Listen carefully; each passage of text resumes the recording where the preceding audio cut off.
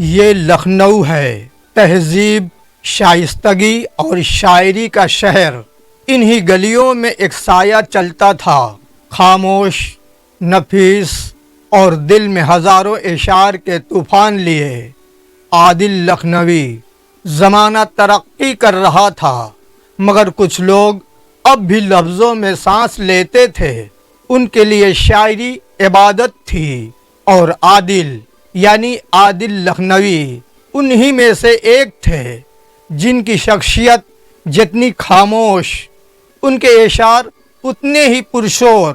عادل لکھنوی کا اصل نام سید محسن علی تھا۔ ان کا تعلق ایک علمی اور سادہ گھرانے سے تھا۔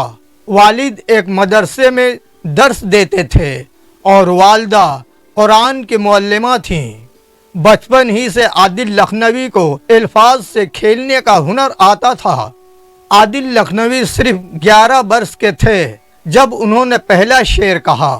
دل میں ایک چراغ سا جلتا ہے، نہ جانے کس کے فراق میں۔ دل میں ایک چراغ سا جلتا ہے، نہ جانے کس کے فراق میں۔ اس دن استاد نے کہا، یہ بچہ عام نہیں ہے۔ جب نوجوانی کی دہلیز پر قدم رکھا تو لکھنؤ کا سیاسی ماحول گرم ہو چکا تھا۔ آزادی کے بعد کا ہندوستان اپنی پہچان ڈھونڈ رہا تھا اور مسلمان اپنے وجود کی لڑائی لڑ رہے تھے۔ عادل لکھنوی کے اشعار میں ایک خاموش بغاوت ابھرنے لگی۔ عادل لکھنوی نے کبھی نعرے نہیں لگائے، لیکن ان کے اشعار میں وہ درد تھا جو 1000 نعرے بھی نہ سنا پاتے۔ چپ رہا تو جرم کہا، بول اٹھا تو کافر ہوا۔ کیا عجب انداز کا انصاف ہے دنیا میں۔ ان کی یہ اشعار کبھی شائع نہ ہو سکے کیونکہ وہ سیاسی تھے، مگر لوگ انہیں محفلوں میں دہراتے رہے، دھیمی آواز میں، جیسے کوئی راز ہو۔ شاعری صرف احتجاج نہیں، جذبات کی بھی زبان ہوتی ہے، اور عادل لکھنوی کے دل میں بھی ایک کہانی تھی جس کا نام کبھی زبان پر نہ آیا، لیکن اشعار میں وہ چہرہ بارہا جھلکا۔ وہ ایک مشاعرہ تھا جہاں وہ پہلی بار اس کو دیکھے، ایک سنجیدہ نقاب پوش لڑکی جو ہر شعر پر لب ہلاتی تھی۔ اسی دن عادل لکھنوی نے لکھا، وہ خاموش تھی مگر لفظوں کو سمجھتی تھی، میرے ہر شعر کو آنکھوں سے پڑھتی تھی، مگر یہ محبت مکمل نہ ہو سکی۔ وہ لڑکی کسی اور کے نصیب میں تھی، اور عادل لکھنوی وہ عمر بھر اسی ادھورے جذبے کو کاغذ پر سجاتے رہے۔ عادل لکھنوی نے سینکڑوں مشاعرے پڑھے، مگر نہ کبھی شہرت کی تمنا کی، نہ مقام کی۔ جب دہلی، ممبئی اور لاہور میں ان کے اشعار گونجے تو بھی یہ لکھنؤ میں بیٹھے ایک پرانی روشنائی سے اپنا کلام لکھتے رہے۔ وہ ستارہ ضرور تھا، مگر روشنی میں آنے سے گھبراتا تھا۔ اسے شہرت سے نہیں، تنہائی سے عشق تھا۔ عادل کے کئی اشعار شائع ہی نہیں ہوئے، وہ اپنی ڈائری میں انہیں لکھ کر محفوظ رکھتے، جیسے راز۔ میں نے جو دکھ ہنسی میں چھپائے، وہ اشعار میں نکل آئے۔ لوگ سمجھے ہوں گے مذاق، مگر میرے آنسو بول اٹھے۔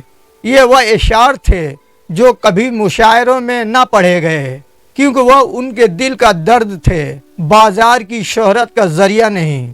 عادل لکھنوی کے آخری دن خاموشی میں گزرے، نہ کوئی بڑا اعزاز، نہ سرکاری تمغہ، صرف چند پرانے دوست، ایک ویران کمرہ اور ایک ڈائری۔ عادل لکھنوی چلے گئے جیسے وہ دنیا میں کبھی آئے ہی نہ تھے، لیکن ان کے لفظ، ان کی خاموش بغاوت اور ان کے جذبے ہمارے اندر کہیں محفوظ ہو گئے۔ عادل لکھنوی وہ نام نہیں جو کتابوں کے سرے ورق پر چھپتا ہے، وہ درد ہے جو پرانی شاعری کی سانسوں میں بستا ہے۔ آج بھی جب کوئی عاشق، محروم یا بیزار دل رات کو اشعار پڑھتا ہے تو کہیں نہ کہیں عادل کی روح اس کے ساتھ ہوتی ہے۔ کہانیوں میں کبھی میرا ذکر آئے گا، میں خاموشی ہوں मगर देर तक रहूंगा।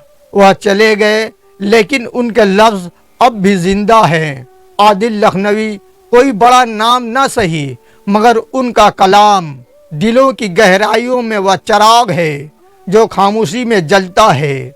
हमने शोहरत को ही अजमत मान लिया, मगर कुछ लोग अजमत से आगे की मुसाफिर होते हैं जो दिलों में बसते हैं, आंखों में नमी बनकर उतरते हैं और लफ्जों में सांस लेते रहते हैं बरसों बाद भी।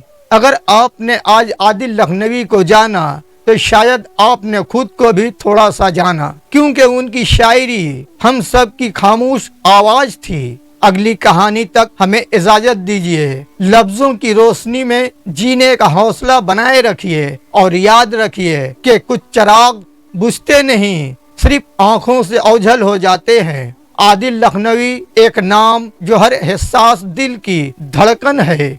इस वीडियो में बस इतना ही। शुक्रिया।